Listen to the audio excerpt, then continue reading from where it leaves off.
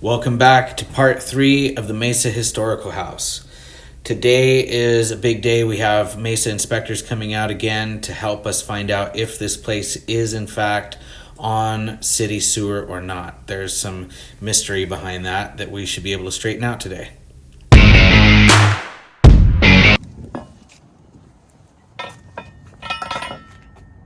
So is that coming out of this, or is it running down too? It's coming out of that little pipe over there's there. A copper pipe right by the wall. Right there on that corner. Yeah, it's just kind of leaking a little bit.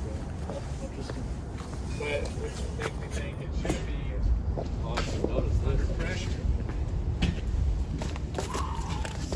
This is something for their... That's the culprit right there. So this is probably just filling this up.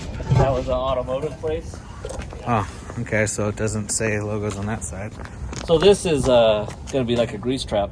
Since this was an automotive place, Interesting. they had to add these. Okay.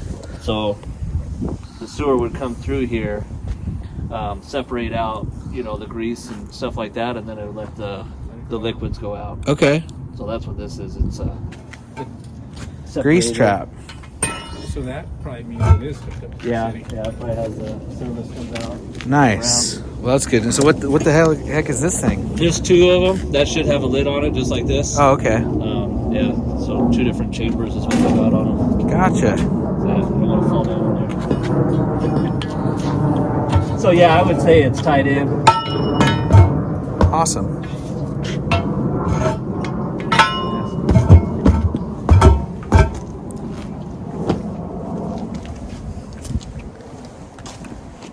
And I can ask the wastewater crew to camera that line and mark where it ties in out there. Perfect. And that way you'll know about where it's running. All right, so that's great news. This old house is officially on city sewer. So now we can start some of the design process here. I'll give you guys a sneak peek at what I'm thinking so far on how we're going to incorporate containers on this multifamily project. Now, keep in mind, I still don't know exactly what they're going to allow me to do on setbacks here. They're going to give me some leeway because we're trying to keep the old house intact. But basically what I'm thinking is abandon this loft area and make it the HVAC/utility room. It's kind of a great place to consolidate mechanicals. And then we'll probably need to add some structural supports here. But what I'd like to be able to do is stack containers on the stem wall there, like we have here. It gives us some room for a walkway and stairs and still have adequate room for parking. I'm not totally positive that that's what's going to happen here yet, but so far with the data that we've accumulated, this seems to be a plausible design.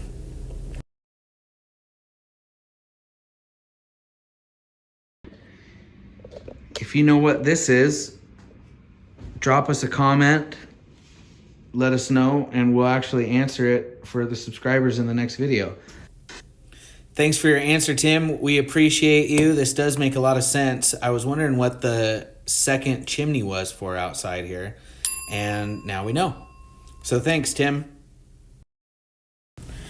Here's some video I sent off to my engineer so we could sort of look at some of this stuff together and brainstorm together.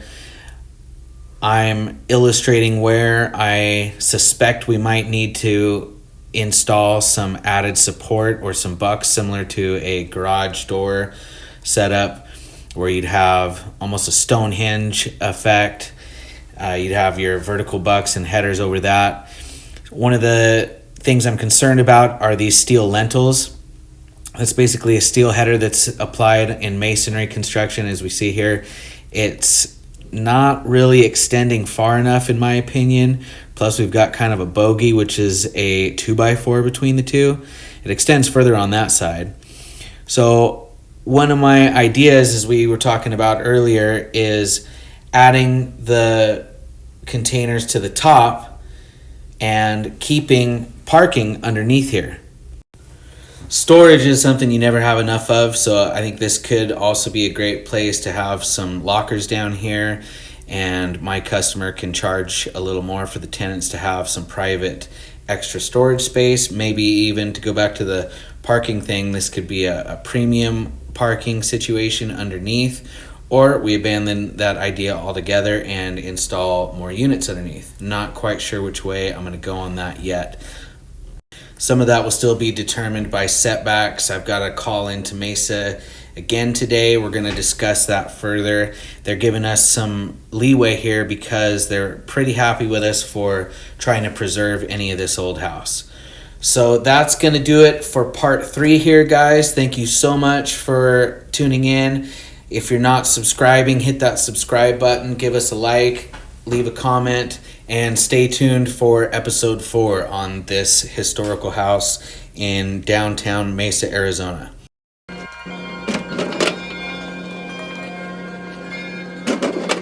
It's a beautiful morning. I think I'll go outside for a while and just smile. Just taking some clean breath.